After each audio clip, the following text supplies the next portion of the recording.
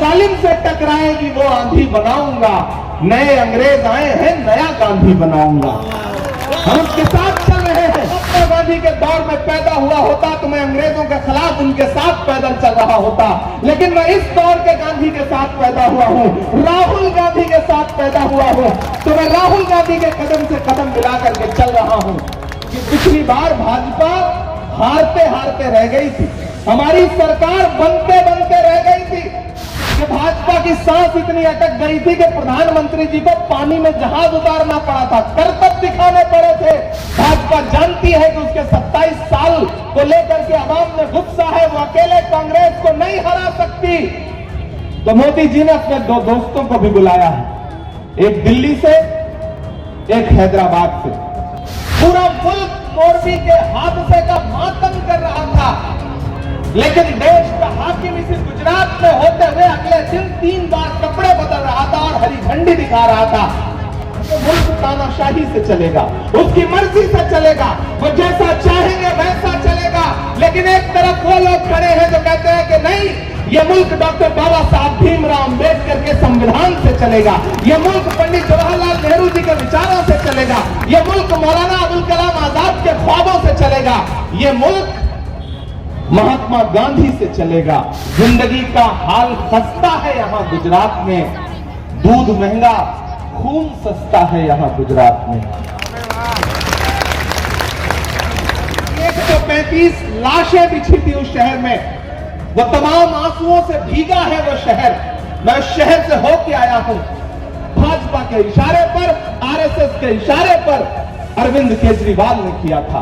मैं ऐलान यहां खड़ा होकर के कह रहा हूं, और उस आंदोलन के गुजर जाने के बाद मुझे बताओ शाह आलम के लोगों, मुझे बताओ अहमदाबाद के लोगों, कि मुल्क में क्या कुछ नहीं हो रहा है लेकिन अन्ना हजारे कहीं दिखते हैं।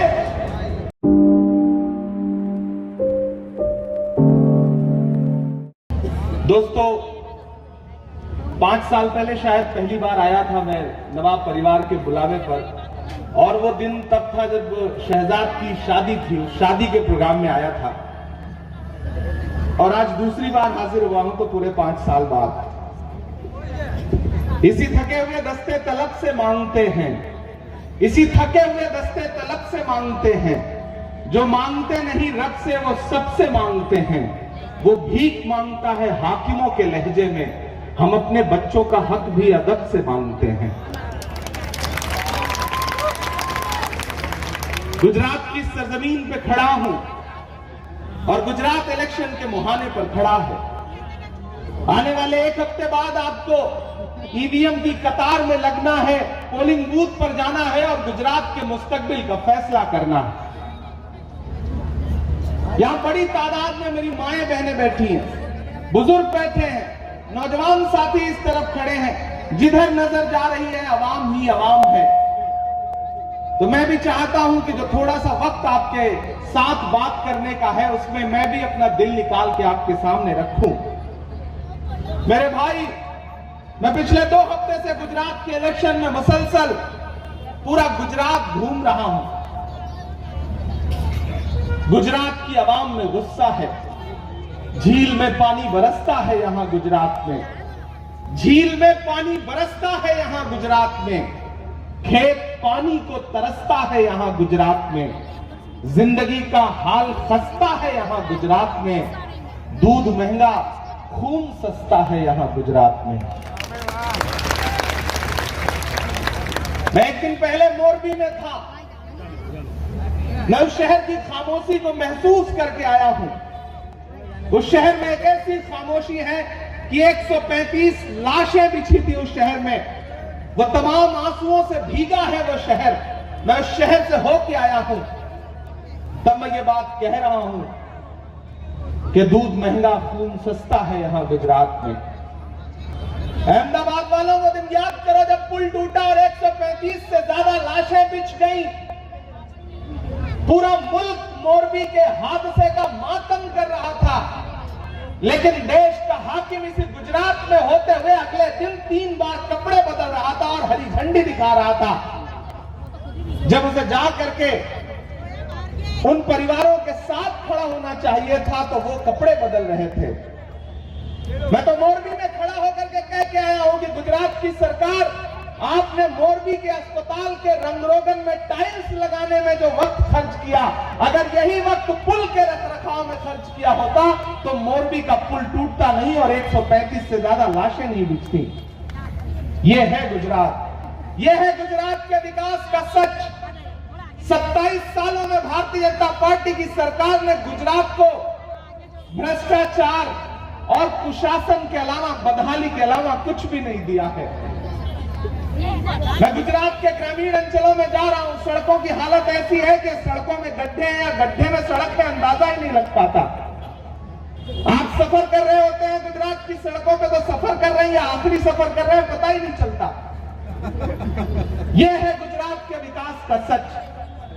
शाहरुख खान के बेटे आर्यन के पास 5 ग्राम ड्रग्स की बात बता करके इस देश की मीडिया ने, एजेंसियों ने जो 1 महीने तमाशा किया था वो आपको याद होगा। लेकिन इसी गुजरात के मुद्रा पोर्ट पर हजारों हजार करोड़ रुपए की ड्रग्स पकड़ी गई, लेकिन न तो टीवी चैनलों पे कहीं कोई खबर थी, न एजेंसियों को कुछ खबर थी।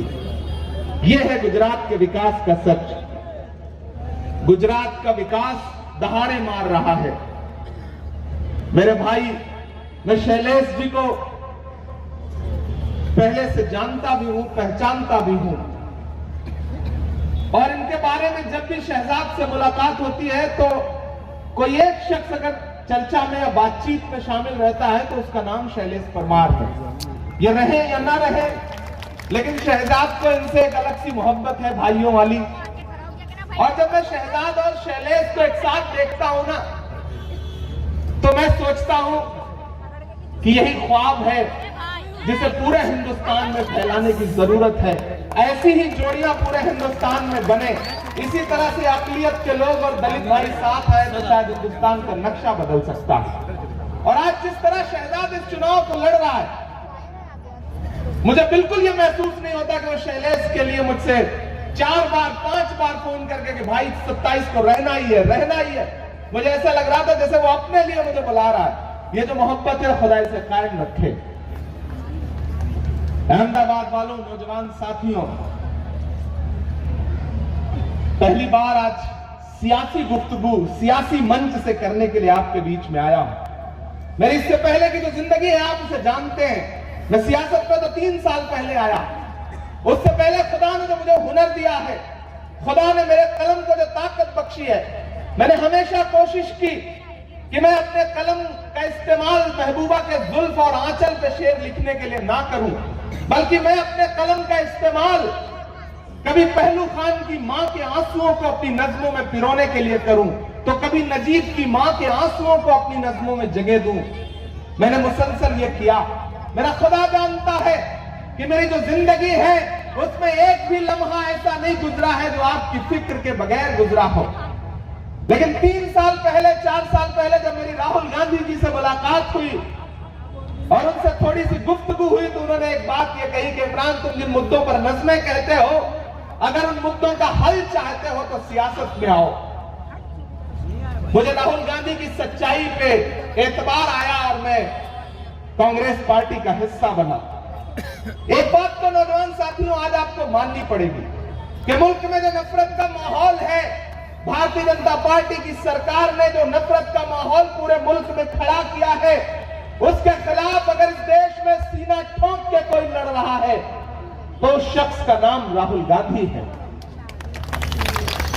ज्वालाल ऐलान ये कहता है कि मैं आरएसएस की नफरत की राजनीति के खिलाफ खड़ा हूं, और वो सिर्फ कहता नहीं है, सिर्फ नारे नहीं लगाता, सिर्फ जुमले नहीं बोलता।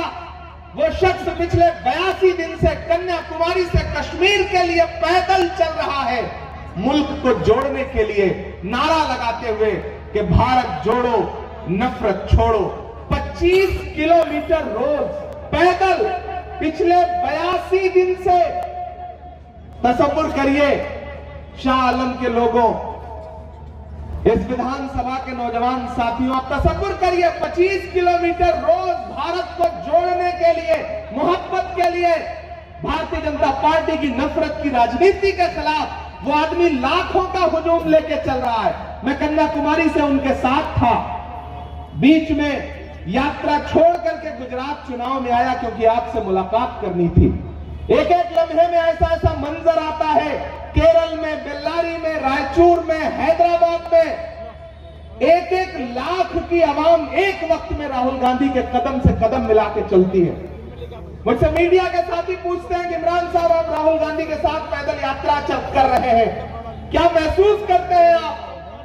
तो मैं एक बात कहता हूं कि मैं अगर महात्मा गांधी के दौर में पैदा हुआ होता तो मैं अंग्रेजों के खिलाफ उनके साथ पैदल चल रहा होता, लेकिन मैं इस दौर के गांधी के साथ पैदा हुआ हूं, राहुल गांधी के साथ पैदा हुआ हूं, तो मैं राहुल गांधी के कदम से कदम मिला करके चल रहा हूं। जो हर जालिम से टकराएगी वो आंधी बनाऊंगा, जो हर जालिम से टकराएगी वो आंधी बनाऊंगा। नए अंग्रेज आए हैं, नया गांधी बनाऊंगा। हम उसके साथ चल रहे हैं भारत को जोड़ने के लिए, मोहब्बत के लिए। मेरे भाई, न तेरा है न मेरा है, ये हिंदुस्तान सबका है। नहीं समझी गई ये बात तो नुकसान सबका है। जो इसमें मिल गई नदियां वो दिखलाई नहीं देती, महासागर बनाने में मगर एहसान सबका है। कांग्रेस वो पार्टी है जो सबके एहसान को कबूल करती है। शहजाद अभी आपको गिना रहे थे और वो ये भी बता रहे थे कि कोई दिल्ली से आया है, कोई हैदराबाद से आया है। जानते हैं ये लोग क्यों आए हैं? क्योंकि पिछली बार भाजपा हारते हारते रह गई थी, हमारी सरकार बनते बनते रह गई थी। शैलेश भाई, आपको याद होगा कि भाजपा की सांस इतनी अटक गई थी कि प्रधानमंत्री जी को पानी में जहाज उतारना पड़ा था, करतब दिखाने पड़े थे, तब भाजपा की सरकार बन पाई थी। भाजपा जानती है कि उसके 27 साल को लेकर के अवाम में गुस्सा है, वो अकेले कांग्रेस को नहीं हरा सकती। तो मोदी जी ने अपने 2 दोस्तों को भी बुलाया है, एक दिल्ली से, एक हैदराबाद से। दिल्ली वाले आपके बीच में आएंगे, कहेंगे कि झाड़ू लीजिए, सफाई करना है, लेकिन आप जब पलट के उनके दामन में देखेंगे तो असल कचरा वहीं पे भरा हुआ है। दरअसल 2013 में जो अन्ना आंदोलन खड़ा किया गया था केजरीवाल के जरिए, वो आंदोलन करप्शन के खिलाफ नहीं था, वो आंदोलन, अन्ना आंदोलन दरअसल नरेंद्र मोदी की ताजपोशी की शुरुआत करने के लिए किया गया था। और वो काम नरेंद्र मोदी जी के इशारे पर, भाजपा के इशारे पर, आरएसएस के इशारे पर अरविंद केजरीवाल ने किया था। मैं ऐलान यहां खड़ा होकर के कह रहा हूं। और उस आंदोलन के गुजर जाने के बाद मुझे बताओ शाह आलम के लोगों, मुझे बताओ अहमदाबाद के लोगों, कि मुल्क में क्या कुछ नहीं हो रहा है, लेकिन अन्ना हजारे कहीं दिखते हैं? कहीं दिखते हैं? मैं तो आजकल उनसे पूछता रहता हूं कि भारत मां की आंख के तारे कहां गए, आरएसएस के राज दुलारे कहां गए? अच्छे दिनों की तरह उन्हें भी खोज रहा, कोई बताए अन्ना हजारे कहां गए? नजर नहीं आते हैं, क्योंकि वो प्री प्लान्ड एक आंदोलन था। मेरे भाई, इस बार गुजरात बदलने जा रहा है।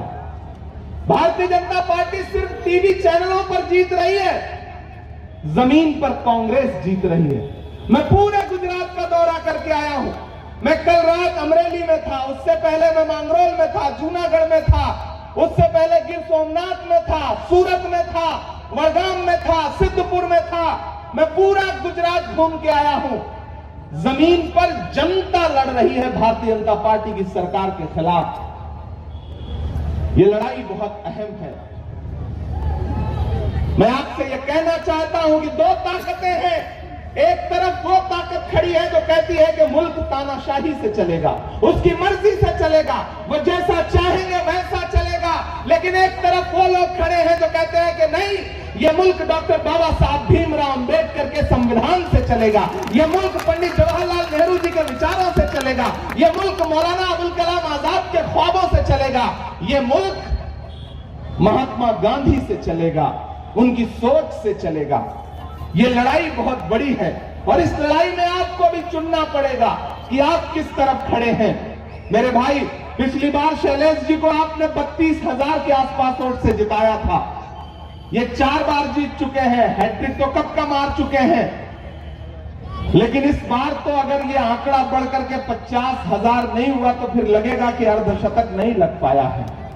तो आंकड़ा बढ़ाना है, और आंकड़ा बढ़ाना है तो थोड़ी मेहनत भी आपको बढ़ानी पड़ेगी।